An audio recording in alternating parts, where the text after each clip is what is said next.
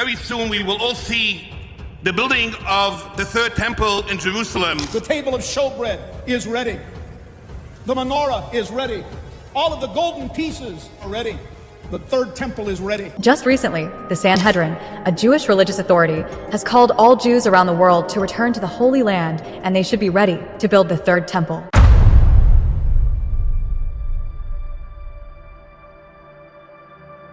It is finally happening, guys. Jerusalem has officially announced that they are building the third Solomon temple. If this happens, the prophecy of the second coming of Jesus has now officially begun. Now, this update was given to us by Israel Heritage Foundation, where they basically run all the religious operations. And now they've announced something so big that the entire world is now terrified to see what's going to be happening next. That very soon we will all see the building of the third temple in Jerusalem. The table of showbread is ready.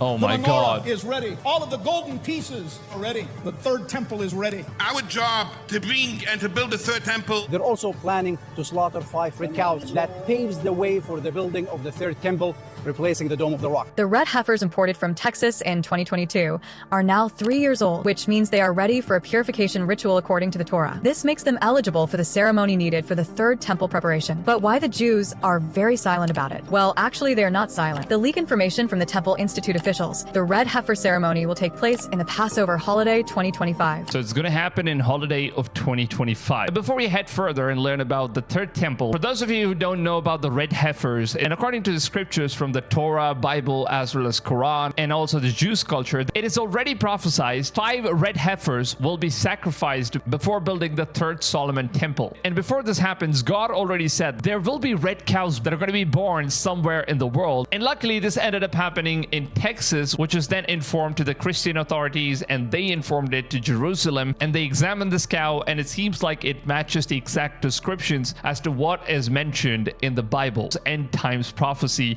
that there will be these cows that are born, and these cows are going to be used in order to sacrifice them in this place where they're basically going to kill the cows, they're going to burn it, and they're going to use the ashes of these cows in order to cleanse all the tools which are going to be used in order to build the third temple. Now, without cleansing the tools with these ashes, you cannot build the third temple. So now that you've gotten this part of the story, let's go ahead and take a look at what they have to say further on. Just recently, the Sanhedrin, a Jewish religious authority, has called all Jews around the world to return to the Holy Land, and they should be ready to build the third temple. And we have passed it, that all Jews around the world have an obligation, I feel right now, to do whatever is in their power to come to Eretz Yisrael, and that is the mitzvah of the Torah, and that is...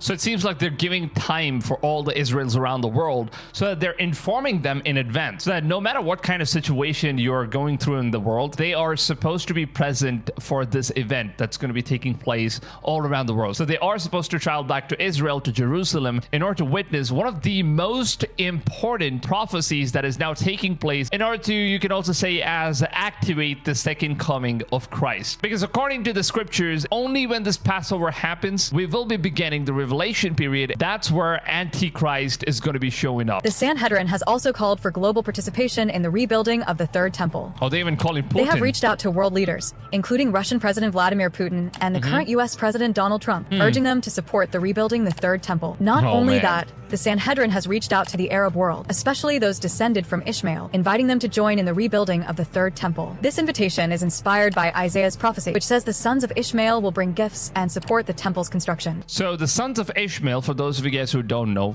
they are the Middle East guys. They are basically the Middle Eastern guys, and according to the scriptures, the sons of Ishmael will visit Israel on this event, and they'll also bring a lot of gifts in order to share the happiness that's going to take place, where they're going to be sacrificing the red heifers and beginning the final days of revelation. That it is the second coming of Christ himself. But the Arab world didn't respond very well. The relationship between Arab countries and Israel has been quite strained recently. That's where the issue is. Even countries that had normalized relations with Israel, like the UAE, are facing internal and regional pressure due to the ongoing conflict. However, the construction of Third Temple had actually begun months ago in secret. So that's the thing, right? Israel never really told us about this information, but it seems like they've already started building this stuff in a very secretive way, because obviously it's going to be very controversial if they kind of reveal this information. There is going to be like massive outscale war, and obviously I think that's probably why there was like Israel war that took place right now as well, and that's also part of the prophecies, right? right? The prophecy has already been fulfilled. Israel already destroyed Gaza. They took over everything, and they are now in control of the mountaintop where Al-Aqsa Mosque is present, as well as the Jerusalem is present. So in order to build this temple, what's interesting is that they need to destroy the Al-Aqsa Mosque, and that's not going to be favored by most of the Arabs as well as most of the Muslims around the world, because this eventually means that they will have to break the Mosque of Muhammad, and that's not something the Muslims are going to take lightly, and this is definitely going to be causing like a major outscale war as well, and this could eventually start a full-scale World War III as well. So this, of course, a major possibility if they start building the third temple after destroying the Al-Aqsa,